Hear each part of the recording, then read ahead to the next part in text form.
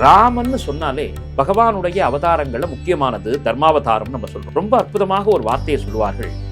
தர்மோ விக்கிரகவான் ராமஹா, ராமோ விக்கிரகவான் தர்மஹா. ராமனே தர்மமாக பிறந்தான். இந்த ராமன்னு சொன்னாலே போதும், அது என்ன செய்யுமா? ஒட்டுமொத்த வினைகளையும் தீர்த்து விடும். அந்த ராமாயணத்துக்கு அவ்வளவு சக்தி உண்டு. அப்போ இவ்வளவு சிறப்பு மிகுந்த இந்த ராம நாமத்துக்கே இவ்வளவு சக்தி என்று சொன்னால் அந்த ராமச்சந்திரமூர்த்தி எப்படிப்பட்டவர்? அப்ப இந்த பகுதியில் இருந்த முனிவர்கள்லாம் என்ன பார்க்கணும்னு தவம் நான் இறங்கிட்டேன். இறங்கியவுடன் அந்த முனிவர்கள் எல்லோரும் வந்து, ராமா நீ அயோத்திக்கு போகக்கூடாதுப்பா, இங்கதான் இருக்கணும், இல்லை என்றால் நாங்கள் ஆத்மஹத்யா பண்ணிக்கொள்வோம், தற்கொலை பண்ணிக்கொள்வோம் என்று ராமனையே மிரட்டுகிறார். நீ போகக்கூடாது, இங்கதான் இருக்கணும்.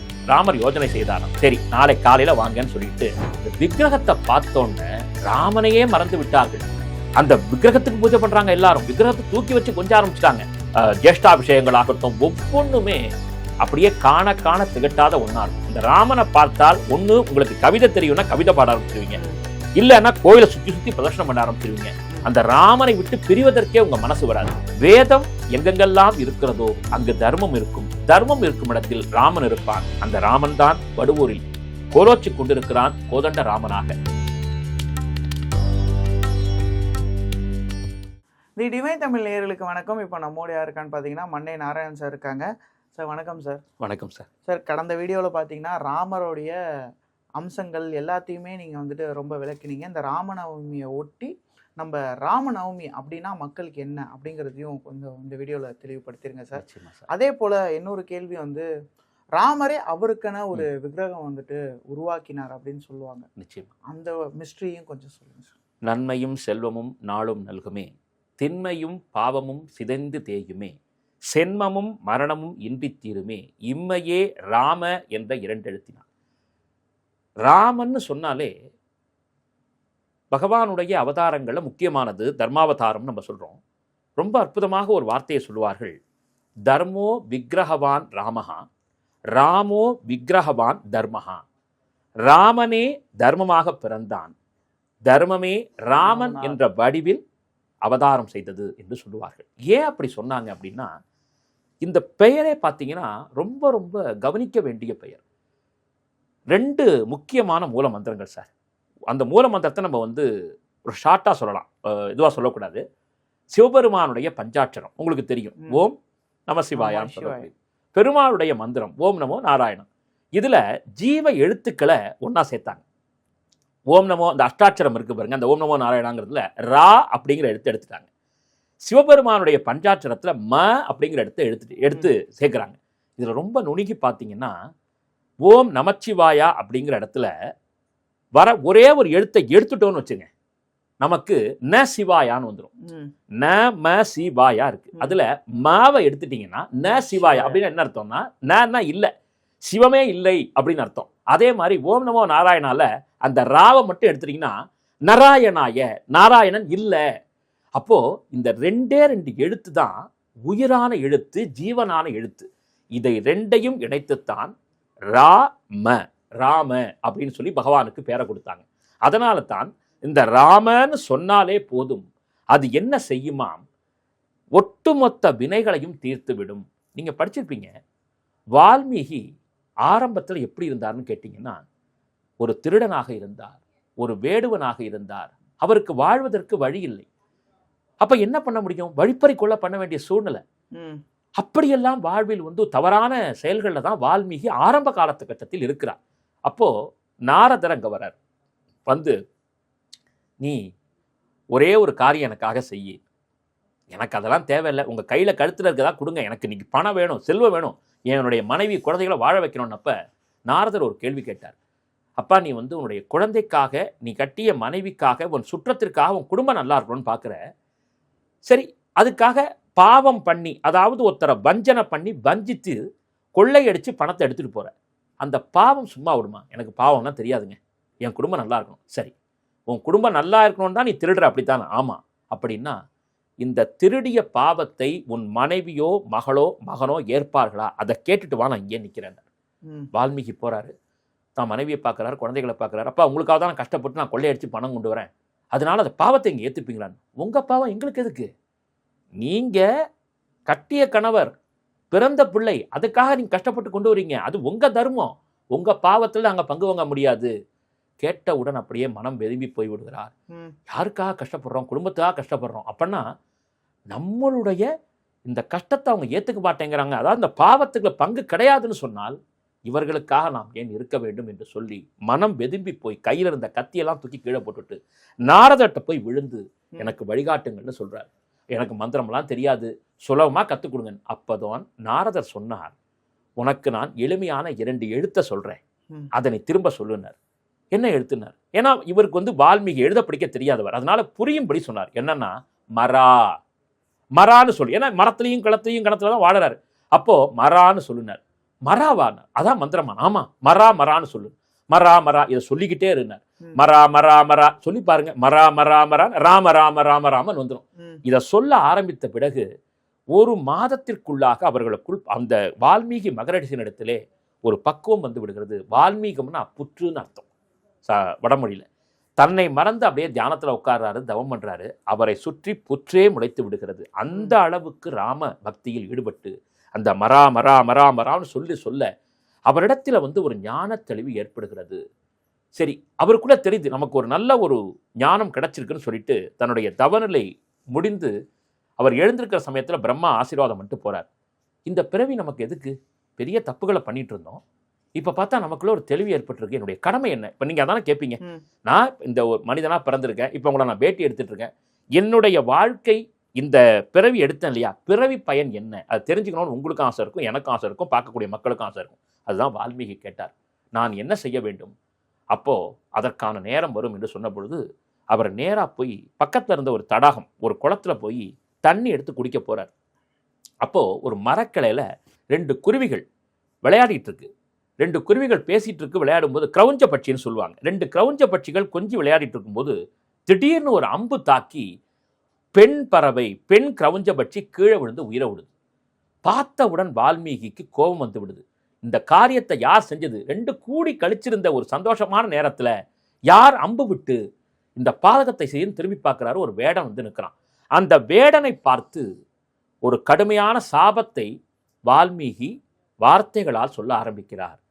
அந்த வார்த்தை, அந்த சாபம்தான் ராமாயணத்தினுடைய முதல் தொடக்க ஸ்லோகமாக துவங்குகிறது. நீங்க பாருங்க, நம்ம திட்டுவது அப்படின்னு சொன்னாலே கோபம் வந்து திட்டுவோம். கோபம்னு சொன்னா கோபம், பாபம், சண்டாளம்னு சொல்லுவாங்க. ஆனால் வால்மீகி மகரிஷியினிடத்திலே கோபமாக வந்த வார்த்தை, சாபமாக வந்த வார்த்தை கூட ராமாயணம் என்ற ஸ்லோகமாக உருப்பெற்றது என்றால் ராமன் எப்படிப்பட்டவன், இங்க என்ன நடக்குதுன்னு தெரியலையேனப்ப அவர் அவனை திட்டாரு. அது ஒரு அப்படியே ஒரு அற்புதமான ஒரு வார்த்தைகளாக வரதை பார்த்தோன்னே, என்னது நான் அவனை திட்டுற மாதிரி இருக்கு ஆனால் ஸ்லோகம் மாதிரி வருதேன்னு பார்க்கும் பொழுது, ஐயா நீங்கள் ஏதோ திட்டினீங்க, ஞான ஸ்லோகம் சொன்ன மாதிரி இருக்கு, 2 வார்த்தை சொல்லுங்க நான் கேட்குறேன் அப்படிங்கிறார். என்ன நடக்குதுன்னு தெரியலேன்னு அவர் பார்த்துட்டு இருக்கும்போது அப்படியே அன்னப்பட்சியில் பிரம்மா காட்சி கொடுத்து, வால்மீகி மகரிஷி நீங்கள் இப்பொழுது சொன்னது உலக மகா இதிகாசத்தினுடைய முதல் வார்த்தை அப்படின்னு சொல்லுகிறார். அப்படியா, என்ன நடந்ததுன்னு நீங்க பார்த்தீங்களே 2 கிரவுஞ்ச பட்சி, அது வேற யாரும் கிடையாது, ராவணனும் மண்டோதரியும். அதுல ஒரு பட்சி அடிச்சான் பார்த்தீங்களா, ஆண் பட்சி அடிச்சு கீழே போட்டான் பார்த்தீங்களா, அது யாருன்னு நினைச்சீங்க? அவன்தான் ராமன். ஏன் இது நடந்ததுன்னு கேட்குறீங்களேன்னு சொல்லி அந்த ராமாயணத்தை மனக்கண்ணாலேயே நீங்கள் பார்த்து சொல்லக்கூடிய ஒரு ஞானத்தை தருகிறேன் என்று சொல்லுகிறார். அவர் அப்படியே மனக்கண்ணால பார்த்து தான் 24,000 ஸ்லோகங்களாக ஸ்ரீமத் ராமாயணத்தை வால்மீகி மகரிஷி எழுதுகிறார்.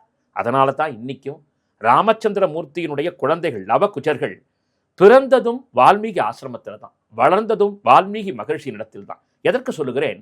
அந்த ராமாயணத்துக்கு அவ்வளவு சக்தி உண்டு. அப்போ இவ்வளவு சிறப்பு மிகுந்த இந்த ராம நாமத்துக்கே இவ்வளவு சக்தி என்று சொன்னால் அந்த ராமச்சந்திர மூர்த்தி எப்படிப்பட்டவர் என்று நீங்கள் கேட்க வேண்டும். முதலே கேட்டீங்க சார், இந்த ராமர் தான் கையாலேயே விக்கிரகத்தை பண்ணினாரே, அப்படி ஒரு ஊர் இருக்கிறது. இதற்கு நாம் தஞ்சாவூரை நோக்கி பயணப்பட வேண்டும். தஞ்சாவூரை ஆட்சி செய்தவன் சரபோஜி என்று சொல்லக்கூடிய மிகப்பெரிய அரசன். அந்த அரசன் மிகுந்த பக்திமானாக விளங்குகிறான். அப்ப அவனுடைய கனவுல ராமர் தலைஞாயிறுங்கிற பகுதிக்கு பக்கத்துல யாம் செய்த விக்கிரகம் இருக்கு, சரபோஜி அதை மீட்டு கொண்டு பிரதிஷ்டை செய். வார்த்தையை கவனிங்க. சரபோஜி, யாம் கையாலேயே என்னுடைய விக்கிரகத்தை வடித்திருக்கிறேன், அந்த விக்கிரகத்தை கொண்டு பிரதிஷ்டை செய்யு சொன்னார். தஞ்சாவூர்ல பிரதிஷ்டை பண்ணுன்னு ராமர் சொல்லலை, பிரதிஷ்டை செய் என்று தான் சொன்னார். உடனே தன்னுடைய படை பரிவாரங்களோடு போறாரு. தலைஞாயிற்கு போய் அப்படியே அந்த ஒரு மரத்துக்கிட்ட பார்க்கும்போது தோண்டி எடுத்தால் பார்ப்பவர்கள் கண்கள் அப்படியே அகல விரியக்கூடிய அளவுக்கு அழகான ராமருடைய விக்கிரகம். நீங்க பார்த்தீங்கன்னா அன்னைக்கு சொல்றேன், கண்டிப்பா நம்ம டிவைன் தமிழ் நேயர்கள் வந்து அந்த ராமர் விக்கிரகத்தை எல்லாருக்கும் அந்த தலம் தெரியும். அந்த ராமரை பார்த்தோன்னா அப்படியே ஆலிங்கனம் பண்ணிக்கிட்டாராம் சரபோஜி மகாராஜா. எனக்கு இப்பவே உன்னை பார்த்துட்டு இருக்கும்போது இப்பயே என்னுடைய பிராணன் என்னுடைய ஆன்மா உங்ககிட்ட வந்தா நல்லா இருக்குமேன்னு சொல்றாரு. அப்ப அந்த ராமர் விக்கிரகத்தை தூக்கி கொண்டு அதற்கு அபிஷேகம்லாம் பண்ணிக்கிட்டு அப்படியே தூக்கிட்டு வராரு. அப்படி தூக்கிட்டு வரும்பொழுது தான் ஒரு ஊருக்கிட்ட வரும்பொழுது அங்க இருந்த கிராம மக்கள் அந்த ராமருடைய அழகை பார்த்து சரபோஜி ராஜாவை தடுத்து நிறுத்தி, இந்த ராமர் எங்களுக்கு சேர்ந்தவர், எங்களுக்கு நீங்க ஏதாவது கொடுக்கணும்னு ஆசைப்பட்டீங்கன்னா தஞ்சாவூரோடு சேர்ந்து இந்த பகுதி தான் அந்த பகுதி, எங்களுக்கு ராஜா நீங்க வந்து அரிசி கொடுக்க வேண்டாம், பருப்பு கொடுக்க வேண்டாம், நீங்க என்ன கேட்டாலும் கொடுக்குறோம், ஆனால் இந்த ராமனை எங்க ஊர்ல வச்சுட்டு போயிடுங்க. அது எப்படி முடியும்? ராமன் எனக்கு கனவுல கொடுத்த உத்தரவுன்னு. இங்க என்ன பண்ணாங்கன்னா, அப்ப அது இருந்தது ஒரு கிருஷ்ணன் கோவில், ராஜகோபாலன் இருந்த கோவிலா தான் அது இருந்துச்சு. அந்த கோவிலுடைய உச்சிக்கு போய் நின்றுகிட்டு, இந்த விக்கிரகம் இங்கு இல்லை என்றால் நாங்கள் தற்கொலை செய்து கொள்வோம் என்று சொல்லி சரபோஜி ராஜாவையே மிரட்டுகிறார்கள். ராஜா பார்த்தா மக்களுடைய சாபம் நமக்கு வேண்டாம், நம்ம கூட தஞ்சாவூர்லேருந்து வந்து பார்த்துக்கலாம், இப்படி ஒரு பாசமா இருக்காங்களேன்னு சொல்லிட்டு அந்த ராம விக்கிரகத்தை அங்கேயே பிரதிஷ்டை செய்து விடுகிறார். அதுதான் வடுவூர் என்று சொல்லக்கூடிய அற்புதமான ஒரு க்ஷேத்திரம். இன்னைக்கும் பார்த்தீங்கன்னா அந்த ராமனை நீங்க அப்படியே அந்த விக்கிரகத்தை பார்த்தீங்கன்னா, ஸ்ரீராகவம் தசரதாத்மஜம் அப்பிரமேயம் சீதாபதிம் ரகுகுலான்பய ரத்னதீபம் ஆஜானுபாகம் அரவிந்த தளாய தாக்ஷம் ராமம் நிசாட்சர விநாசகரம் நமாமின்னு சொல்லக்கூடிய அந்த ஸ்லோகத்துக்கு ஏற்ற மாதிரி அந்த ராமர் பாதாதி கேசம் பார்த்தீங்கன்னா தீர்க்கமான மூக்கு, கண்கள் அகன்று இருக்கும், அப்படியே வாய் பார்த்தீங்கன்னா அந்த சிரிச்சிருக்கக்கூடிய அழகை பார்த்தீங்கன்னா சொக்கி விழுந்துருவீங்க. அந்த கை அந்த அவருடைய தோல் இருக்கு பாருங்க, புஜம், அந்த புஜங்கள் இருக்கக்கூடிய அந்த அழகெல்லாம் பார்த்தீங்கன்னா அப்படி நிற்கிறதே ஒய்யார தோற்றமா இருக்கும். அந்த பாதம் எப்படி இருக்கணுமோ அப்படிதான் இருக்கும். எதற்கு சொல்லுகிறேன்? அந்த விக்கிரகத்தை ஏன் சுவாமி இந்த சரபோஜி ராஜா அங்கே பிரதிஷ்டை பண்ணார் அப்படின்னு சொன்னால், ராமச்சந்திர மூர்த்தி சொல்றாரு, அப்பா நான் இங்கே தான் பிரதிஷ்டை ஆகணும். ஏன்னு கேட்டா முனிவர்கள் எல்லோரும் இங்கு தான் தவம் இருந்தார்கள். அவர்கள் நான் இந்த ராவண சம்ஹாரத்தை முடிச்சுட்டு இந்த பக்கத்தால வரேன், வரும்பொழுது புஷ்பக விமானத்தில் வராரு. அப்போ இந்த பகுதியில் இருந்த முனிவர்கள்லாம் என்னை பார்க்கணும்னு தவம் இருந்தாலும் நான் இறங்கிட்டேன். இறங்கியவுடன் அந்த முனிவர்கள் எல்லோரும் வந்து, ராமா நீ அயோத்திக்கு போகக்கூடாதுப்பா, இங்கே தான் இருக்கணும், இல்லை என்றால் நாங்கள் ஆத்மஹத்யா பண்ணிக்கொள்வோம், தற்கொலை பண்ணிக்கொள்வோம் என்று ராமனையும் மிரட்டுகிறார்கள். திரும்பி மிரட்டுறேன். அதுதான் இதோட ஒரு தொடர்பு இருக்கு பாருங்க. இப்போ நான் என்ன பண்ணணும்னு கேட்குறேன். நீ போகக்கூடாது, இங்கே தான் இருக்கணும். ராமர் யோஜனை செய்தாராம். சரி நாளை காலையில் வாங்கன்னு சொல்லிட்டு லக்ஷ்மணனை கூப்பிட்டு லக்ஷ்மணான்னு சில விஷயங்களை கொண்டு வர சொல்றார். பஞ்ச லோகத்தில் தன்னைத்தானே ராமர் வடிக்கிறார். தான் எப்படி இருக்கணும். இப்போ அந்த ராமனை வந்து திரேதா யுகத்தில் பார்த்த அந்த ஸ்ரீராமனை நீங்க பார்க்கணும்னா, நம்முடைய நேயர்கள் வடுவூர் ராமனை போய் பார்த்தீங்கன்னா இவர் வேற அவர் வேற கிடையாது. தன் சிலையை தானே வடுத்தி என்ன செய்கிறார், வில்லையும் கையில கொடுத்து வாசலை நிப்பாட்டிடுறாரு. இவர் உள்ள இருக்கார். காலையில முனிவர்கள்லாம் வராங்க. இந்த விக்கிரகத்தை பார்த்தோன்னே ராமனையே மறந்து விட்டார்கள். அந்த விக்கிரகத்துக்கு பூஜை பண்றாங்க எல்லாரும். விக்கிரகத்தை தூக்கி வச்சு கொஞ்சம் ஆரம்பிச்சிட்டாங்க. ராமர் வந்தார். இப்ப நான் வேணுமா இந்த விக்கிரகம் வேணுமான்னு கேட்டேன். இந்த விக்கிரகமே போதும்னாங்க. வைத்துக் கொள்ளுங்கன்னு ராமர் வந்து அயோத்தி கிளம்பிட்டார். இதுதான் அடுத்த பிறவியில் இந்த ராஜா வந்த பொழுது அந்த முனிவர்களே மக்களாக வந்து அதே போன்று ஒரு மிகப்பெரிய ஒரு எச்சரிக்கையை கொடுத்து இந்த ராமரை விடமாட்டோன்னு சொன்னாங்க. அந்த முனிவர்கள் தான் இந்த மக்களா இந்த பிறவிலையும் வந்திருக்காங்கன்னு சொல்லி, ராஜா நீ இங்கேயே பிரதிஷ்டை பண்ணுங்க. இன்னைக்கும் நீங்கள் போய் வடுவூர்ல இருக்கக்கூடிய அந்த ராமபிரானை பார்த்தால், தாள் கண்டார் தாளே கண்டார், தோள் கண்டார் தோளே கண்டார்னு கம்பர் சொல்றார். அப்படித்தான் அந்த ராமன் இருப்பான். அந்த ராமனுக்கு வேற என்ன சிறப்புன்னு கேட்டீங்கன்னா, அங்க நடக்கக்கூடிய வைபவம் ராமநவமிக்கு 10 நாள் வைபவம் கோலாகலமா நடக்கும். அவர்களுக்கெல்லாம் அப்படியே அள்ளி அள்ளி சாப்பாடு போடுறது என்ன, 10 நாட்கள் ஒவ்வொரு வாகனத்துல சூரிய பிரபையில வருவாரு, சேஷ வாகனத்துல வருவாரு, ஆஞ்சநேயர் வாகனம், கருட வாகனம், சீதா கல்யாணம் நடக்கும். அது கல்யாண உற்சவத்திற்கு பெயர் பெற்ற ஒரு சார். இப்போ ஒரு ஜாதகத்துல வந்து எல்லாம் பண்ணி பார்த்துட்டாங்க, பரிகாரம் பண்ணி பார்த்துட்டாங்க, வயசோ கடந்துகிட்டு இருக்கு, கல்யாணமே ஆவலைன்னா நீங்கள் நம்ப மாட்டீர்கள். அந்த தலத்திற்கு கல்யாண உற்சவத்தை கலந்து கொண்டால் ஜாதகம் வந்துடும், ஜாதக பரிவர்த்தனை ஆகிடும். அந்த ராமச்சந்திரமூர்த்தியினுடைய கல்யாண உற்சவத்துக்கு நீங்கள் உங்களால் முடிந்த ஒரு கைங்கரியத்தை தொண்டு செஞ்சீங்கன்னா, அது வரைக்கும் தெரியாத பெண் வீட்டுக்காரர்கள் உங்களை தொடர்பு கொண்டு உங்களிடத்துல மாப்பிள்ளை கேட்டு வந்து விடுவாங்க. இப்போ உங்களுக்கே ஆச்சரியமா இருக்கும். இதெல்லாம் வந்து அந்த க்ஷேத்திர மகாத்மியா இன்னி வரைக்கும் இருக்குது.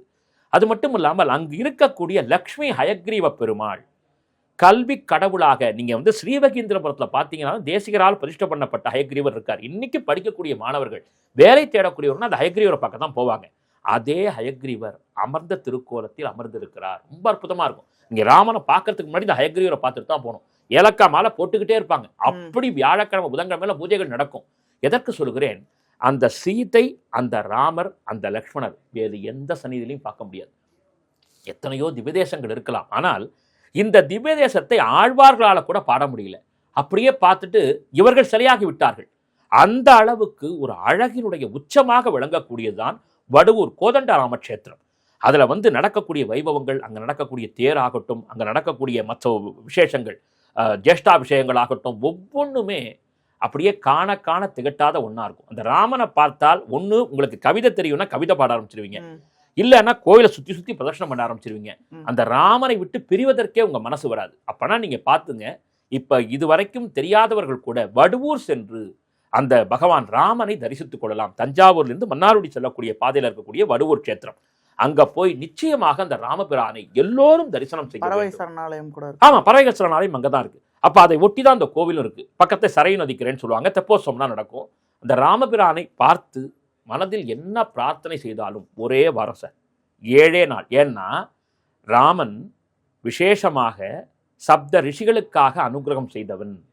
இன்னும் சொல்லிக்கிட்டே இருக்கலாம். அதாவது 7 ஆச்சாமரங்களை பானங்களால் தொடுத்தவன். அதனால தான் சப்தாகம் பண்ணுவாங்க. ராமாயணத்தை 7 நாட்கள் படிப்பாங்க. ஒரு வாரம் தான் கணக்கு. ஏன்னா ராமன் சூரிய குலத்தில் உதித்தவன். சூரியனுக்கான திதி சப்தமி திதி, 7வது திதி. அதனால 7 நாளுக்குள் அந்த வடுவூர் ராமனை சேவித்தவர்களுக்கு பிரச்சனைகள் எல்லாம் தீர்ந்துடும். போய் ராமான போய் நின்றுட்டாங்கன்னா அவர்களுக்கு என்னவோ அதை நடத்தி கொடுத்து விடுவான் அந்த சக்கரவர்த்தி திருமகன். அதனால இப்போ கூட வாய்ப்பு இருந்ததுன்னா வரக்கூடிய 27/3/2026 வெள்ளிக்கிழமை ராமநவமி வருது. பார்க்கக்கூடியவர்கள் எல்லாம் கண்டு கண்டிப்பாக போய் இந்த ஸ்ரீராமனை பார்க்கணும், கை தொழுது வேண்டிய வரங்களை எல்லாம் பெற்றுக்கணும்னு சொல்லிட்டு நான் உங்கள்கிட்ட கேட்டுக்கிறேன் சார். அடுத்து உங்களுடைய கேள்விக்காக காத்து. சார், இப்போ நம்ம இவ்வளோ நேரம் பேசியிருந்தோம், வடுவூர் கோதண்டராமசாமி கோயில் பற்றி பேசியிருந்தோம். மேலும் அங்கே என்ன வேற சிறப்புகள் இருக்குது சார்? ரொம்ப சிறப்பான ஒரு விஷயம். ராமன் எங்கிருந்தாலும் அங்கு வேதம் ஒலிக்கும். வேதம் ஒலிக்கக்கூடிய இடத்தில் ராமச்சந்திரமூர்த்தி இருப்பார். இந்த இந்தியாவிலேயே தமிழகத்திலேயே வேத பாடசாலையை சிறப்பாக அமைத்து கொடுத்து குடியரசுத் தலைவர் கையால் விருது பெற்று ஒரு ஆச்சாரியனாக உயர்ந்து எல்லோராலும் மகானாகவே வணங்கப்பட்டவர் வீரவல்லி கணபாடி ஸ்ரீ தேசிகாச்சார் சுவாமி அவர்கள். அவரை ஒரு பீடாதிபத்தியம் ஆண்டவன் சுவாமின்னு சொல்லுவாங்க. அவர் அந்த ஆண்டவன் சுவாமிகளாகவே நியமிக்கக்கூடிய காலகட்டம் வந்தது. ஆனாலும் ராமச்சந்திர மூர்த்தியினுடைய அனுகிரகத்தால் வேதாச்சாரியராகவே அவர் வாழ்ந்தார். அவரிடத்தில் படித்த மாணவர்கள் தான் இப்பொழுது ஒட்டுமொத்த இந்தியாவிலும் தமிழகத்திலும் வேத பண்டிதர்களாக மிளர்ந்து கொண்டிருக்கிறார்கள். அப்போ அந்த ராமனுக்கு கோலாகலமாக கும்பாபிஷேகத்தை பண்ணி வைத்தவர் அந்த தேசிகாச்சார் சுவாமி அவர்கள். அப்படிப்பட்டவர், அதாவது அனுஷ்டானம்னா விரதம்னா அப்படிப்பட்டவர்.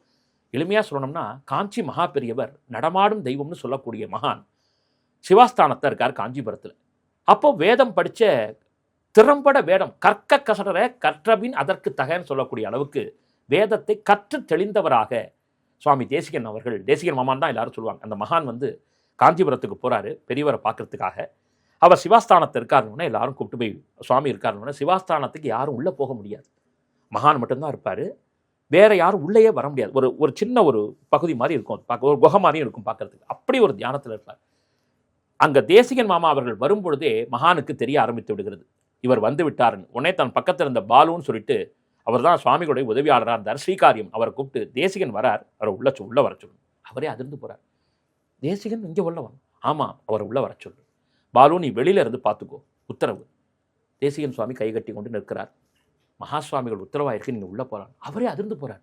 அந்த ஸ்தானத்துக்கு யாரும் போக முடியாது, அவர் அருகிலேயே போக முடியாது. அவர் தான் சொல்லியிருக்கிறார், சுவாமி உள்ளே போங்க. தேசிகன் சுவாமி அவர்கள் கரம் கூப்பி கொண்டு உள்ளே போகிறார். மகா பெரியவரோடு தேசிகன் சுவாமி அவர்கள், அதாவது உங்களை மண்டிட்டு உட்கார மாட்டாங்க, அவர்களுக்குன்னு உட்காரத்துக்கு ஒரு வஜ்ராசனம் கேள்வி அப்படி தான் உட்காருவாங்க. நீ நன்கு அமருன்னு சொல்லிட்டு அவரை உட்கார வச்சு அவர் அருகில் தன்னுடைய காஷாயம், அப்படி நீங்களே தெரியும் மகான்கள் எப்படி டிஸ்டன்ஸ் மெயின்டைன் பண்ணுவாங்க. ஆனால் இவரிடத்துல வாஞ்சையோடு தன்னுடைய காஷாயம் கூட அவர் மேலே படுற மாதிரி வச்சுக்கிட்டு அவரை கூப்பிட்டு ஒரு 25 நிமிடம் முக்கியமான உத்தரவுகளை காஞ்சி மகா பெரியவர் தேசிகன் சுவாமி அவர்களிடத்திலே சொல்கிறார். அப்பா, நீ ஒரு வேத பாடசாலை ஆரம்பிக்கணும், நிறையா வேத மாணவர்கள் படிக்கணும், முன்னால் அந்த வடுவூர் க்ஷேத்திரமே மிகப்பெரிய புகழை பெற வேண்டும்.